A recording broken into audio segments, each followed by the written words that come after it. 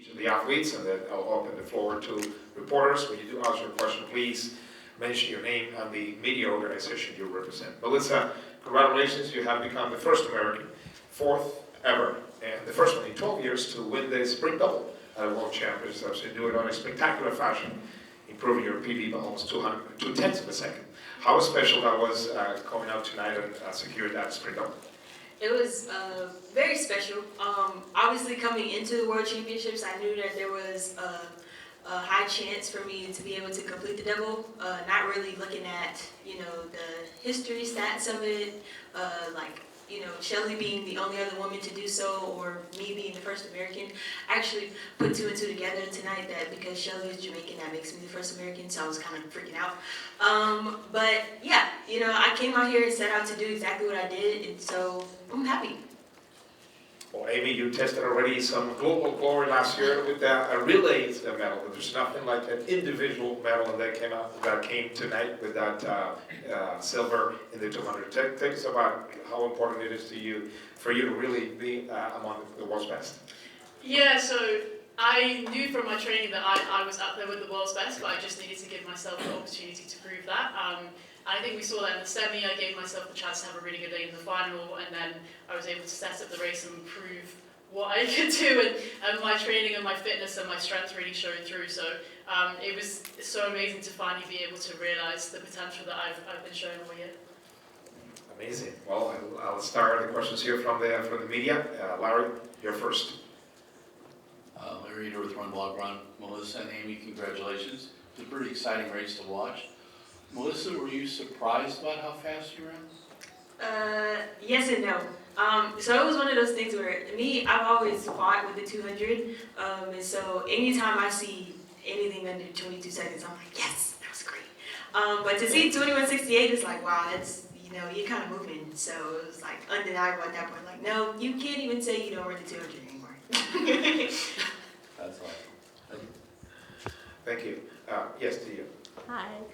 Ania Gibson, FloTrack. Melissa, my question is for you. I spoke to you yesterday, asked you how great you could be in the 200. You said you had a number in mind. You weren't going to tell me then. Can you tell me now? Yeah. Okay. So I thought that I could run 21.5. So me running 21:68, big PB, obviously I feel like I can go there. It was an amazing field tonight. Just being able to see the goals that I set out for myself. Obviously, they're not out of reach, but it's just a matter of me still, working towards those things. And so I'm happy with what I ran tonight. It's not like I'm disappointed or anything. I came away with a gold medal in a big PB, so I don't have nothing to complain about. We'll take a question here from the lady in the black t-shirt, followed by Jasmine. Thank you. Karen Rosen, Track and Field News. Melissa, why was it so important to you to be a double threat in the 100 and the 200? I think the biggest thing for me is just pushing myself outside of my comfort zone. At the beginning of the year, I told my coaches that I wanted to take the 200 more seriously, and they both kind of looked at each other like, did y'all hear what she just said? Like, is she serious? And I was like, yeah, because I knew in order to do the things that I wanted to do in the 100, it was going to be a matter of me stepping outside of my comfort zone, pushing my not only my mind, but my body to places it's never been before, and just trusting the people around me to get me to that point. And so when the year first started, me running the 200, it was just kind of like, no, I think I can make the team. And I think it was like, I think I can make the team. And then as the year went on, it went from I think I can make the team to I think I can win U.S. trials. And it went from I think I can win U.S. trials to I think I can medal at the World Champs. And it went from I think I can medal to I think I can win the whole thing. It's really how it went. Great thought process. Jasmine, over to the gentleman with the polo shirt first, Ben, and then follow with the gentleman here. So Jasmine, over to you first. Over here, please, to the front. Sorry if I made it confusing. Hi, Jasmine Chapman from World Athletics Media Academy. Another question for you, Melissa. Looking back all the way to when you donated stem cells to your father, did you ever imagine you'd be sitting here now as a two-time world champion in the 100 and 200? And what would little you, I guess, be thinking right now? Yeah, little me would be thrilled to know that her story ended up going in this direction. Obviously, it's far from finished, but to just see how far I've come for right now is just amazing to see and like mind blowing. And then when I did donate to my dad at the age of 17, it was one of those things where I really had to make a decision on, you know, not.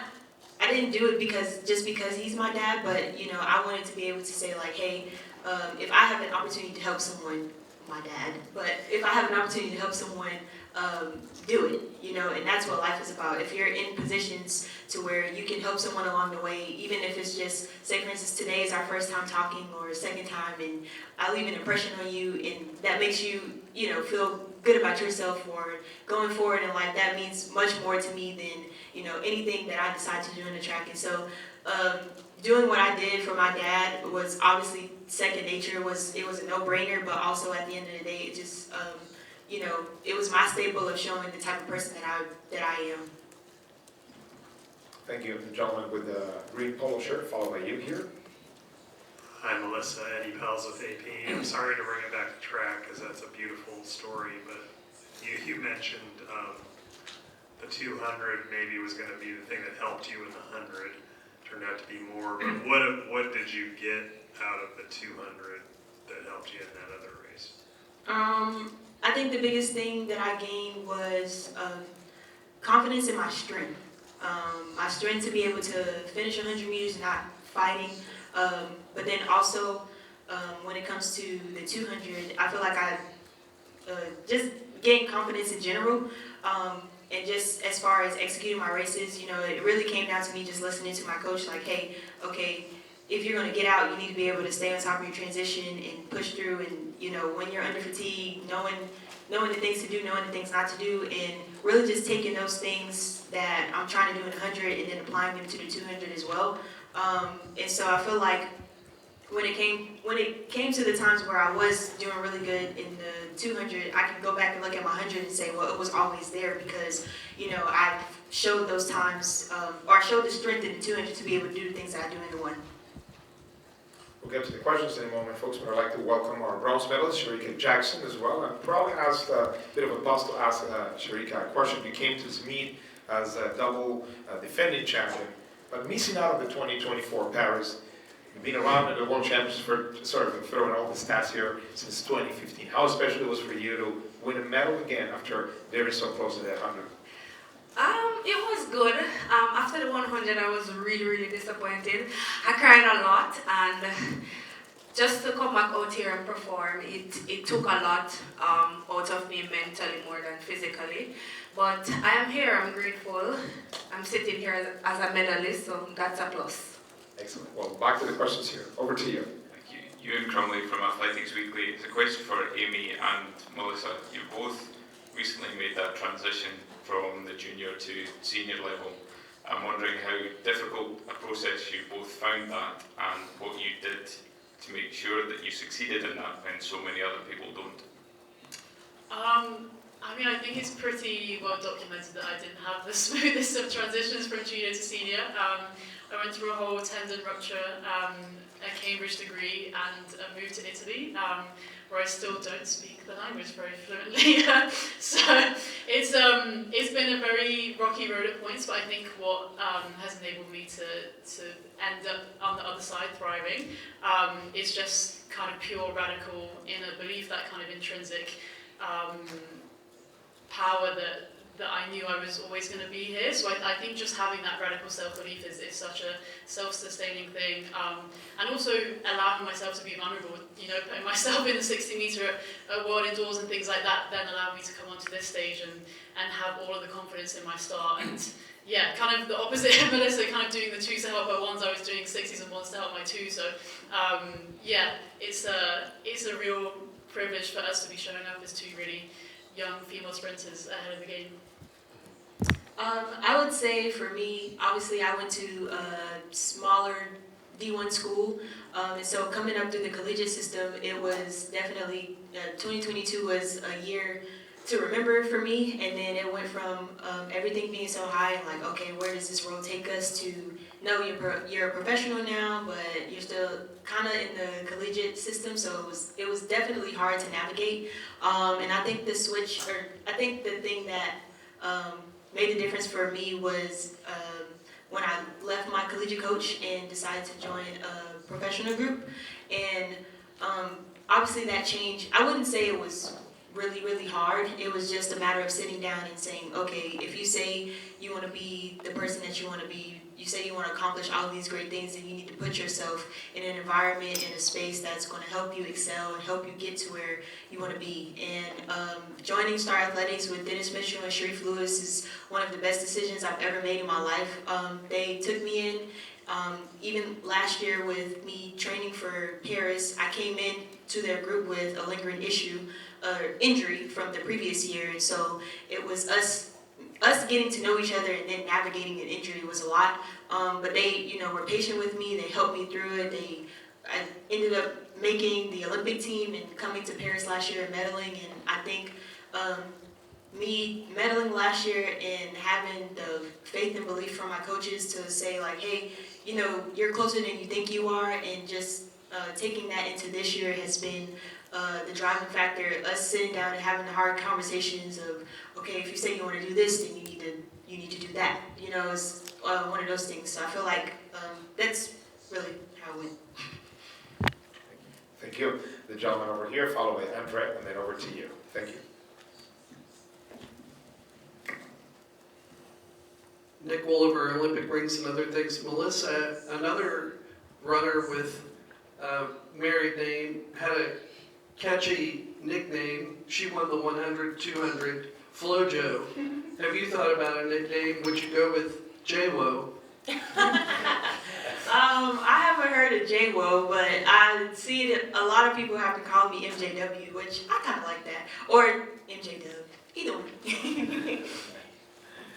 Andre, over to you, and then followed by you here. Oh, thank you. Yes, please. Over here, yes, please. All right, this one is for Shericka. Jacko, you've won a lot of medals, right? Gold, everything, pretty much. In the context of what has happened last year and this year, how do you regard this particular bronze medal? Does it hold a special place, let's say, in your heart? Definitely. I call my medal Faithful medal. I think last year, as I said, sometimes we have to put last year behind. Unfortunately, last year happened so badly that I did not compete. But yes, it had messed with me mentally. But this year I wanted to step out of my comfort zone and fall in love with the sports again. I think that's something that I had fallen out of love with, and the passion, I never had it. And I think last year showed a lot, and this year it also showed, because usually I'm a bubbly person. But as I said, this year I have to name my medal Faithful, because I kept myself grounded, even coming back from what I went through last year with my management team and everybody who kept me grounded. I dedicate Faithful medal to them. Thank you. Thank you. We'll go here to the front for one question, followed by the gentleman over here. Thank you. Nia Gibson, FloTrack. My question is actually for all three of you guys. How does today's performance translate into the 4x1 coming up? I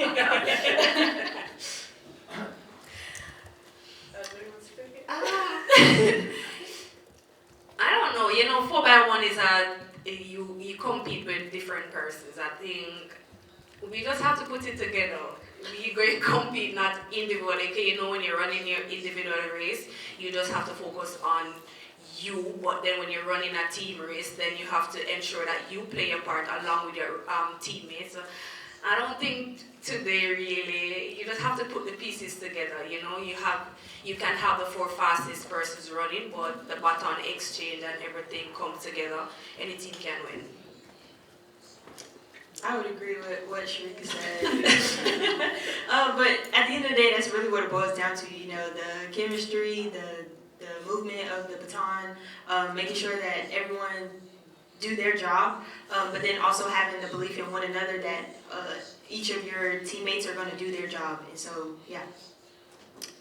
Yeah, similarly, I think it's probably going to be one of the races of the champs. You know, we got 2 Brits in the final tonight. We had 8th, 9th and 10th in the 100, and then these ladies had a lot of teammates in both those 1s and 2s as well. So I think it makes it really, really hot, really exciting.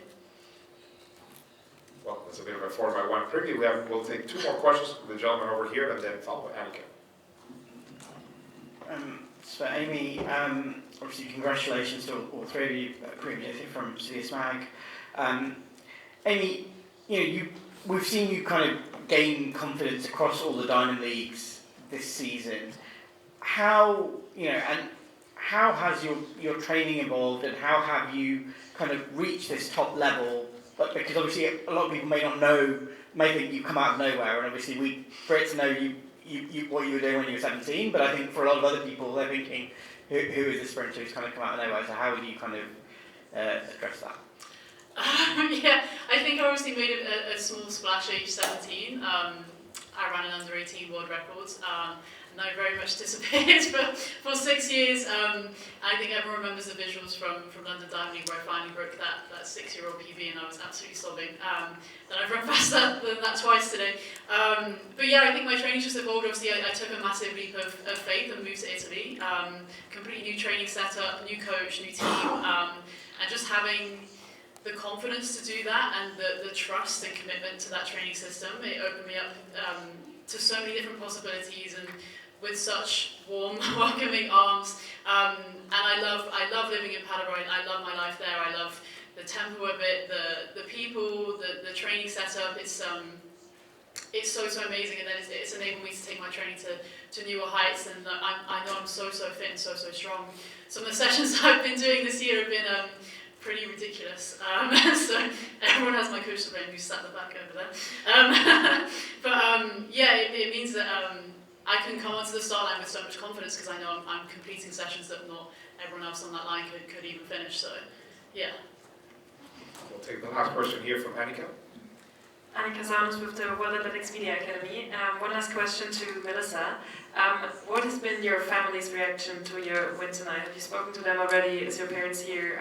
Can you give us some insights? Yes, so my village is definitely in attendance. My mom, my dad, I have some uncles, uncle and aunts here. Think about it. Normally we travel in large packs.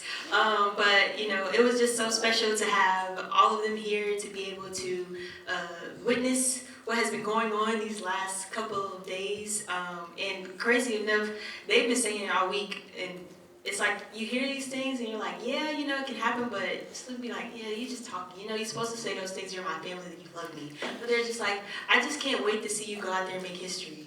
And hearing that from them is just like, if they can have that much faith in me and I'm the one getting on the line, why can't I have that much faith in myself to be able to do those things? So, having them here has been a joy.